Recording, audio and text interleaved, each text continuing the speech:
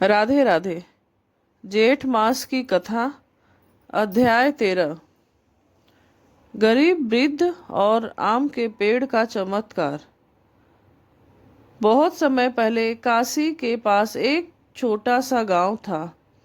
उस गांव में गंगा नाम की एक वृद्ध रहती थी। उसका कोई अपना नहीं था। पति का देहांत वर्षों पहले हो चुका था और संतान भी नहीं थी। वह रोज मंदिर के बाहर बैठकर फूल बेचती और उसी से अपना जीवन चलाती थी। गांव के लोग उसे गंगा माँ कहकर बुलाते थे, क्योंकि वह कभी किसी को खाली हाथ नहीं लौटाती थी।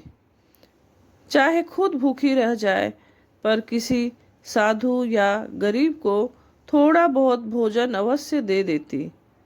जेठ मास का समय था। सूर्य की तपती किरणों से धरती जल रही थी। कुएं सूखने लगे थे और लोग दोपहर में घरों से निकलने से डरते थे। ऐसे समय में भी गंगा माँ रोज सुबह जल्दी उठती और गंगा स्नान करती और भगवान विष्णु का स्मरण करती। एक दिन मंदिर में एक संत आए। उनका चेहरा तेजस्वी था, आंखों में अद्भुत चमक थी। उन्होंने गंगा माँ से कहा, माँ, क्या तुम मुझे थोड़ा जल और भोजन दे सकती हो? गंगा माँ के पास उस दिन केवल 2 सूखी रोटियां थी। वही उसकी पूरी दिन भर की कमाई थी। उसने बिना सोचे दोनों रोटियां संत को दे दी और मिट्टी के घड़े से ठंडा जल पिला दिया। संत मुस्कुराए और बोले, माँ, तुमने आज सच्ची सेवा की है। जेठ मास में जो प्यासे को जल और भूखे को भोजन देता है, उस पर भगवान स्वयं प्रसन्न होते हैं। गंगा माँ ने हाथ जोड़कर कहा, महाराज, मेरे पास देने को कुछ नहीं है। जो था वह आपको दे दिया।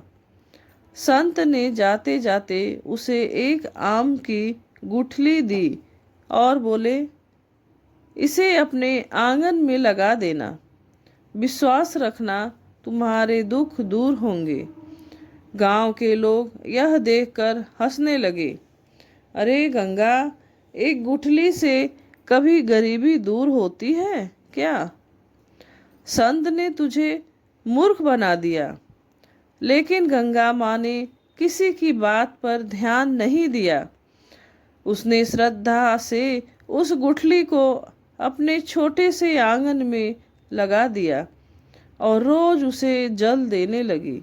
कुछ दिनों बाद वहाँ एक छोटा सा पौधा निकल आया। धीरे धीरे वह पेड़ बड़ा होने लगा। आश्चर्य की बात यह थी कि जेठ की भयंकर गर्मी में भी वह पेड़ हमेशा हरा भरा रहता था।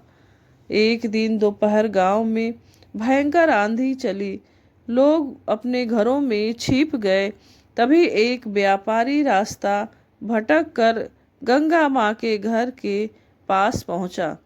वह प्यास से बेहाल था। गंगा माँ ने उसे पानी पिलाया और आम के पेड़ की छांव में बैठाया। व्यापारी को इतनी ठंडी छांव मिली, उसका मन प्रसन्न हो गया। उसने कहा, माँ, इस तपती गर्मी में ऐसा ठंडा स्थान मैंने कभी नहीं देखा। गंगा माँ मुस्कुराई और बोली, यह सब भगवान की कृपा है बेटा। व्यापारी जाते जाते समय गंगा माँ को कुछ धन दे गया। उस दिन के बाद जो भी यात्री उस रास्ते से गुजरता, वह उसी पेड़ की छांव में रुकता। कोई जल पीता, कोई विश्राम करता और जाते समय गंगा माँ को कुछ न कुछ दे जाता। धीरे धीरे उसकी गरीबी दूर होने लगी। लेकिन गांव का एक लालची साहूकार यह देखकर जलने लगा। उसने सोचा, जरूर इस पेड़ में कोई रहस्य है। अगर यह पेड़ मेरे घर में हो जाए तो मैं और अमीर बन जाऊं। एक रात वह चुपके से आया और पेड़ को काटने लगा। जैसे ही कुल्हाड़ी पेड़ पर पड़ी, अचानक तेज प्रकाश हुआ और साहूकार जमीन पर गिर पड़ा। उसे लगा जैसे कोई अदृश्य शक्ति कह रही हो, यह पेड़ सेवा, दया और श्रद्धा का फल है। लालच से इसे पाने वाला कभी सुखी नहीं हो सकता। साहूकार डर गया।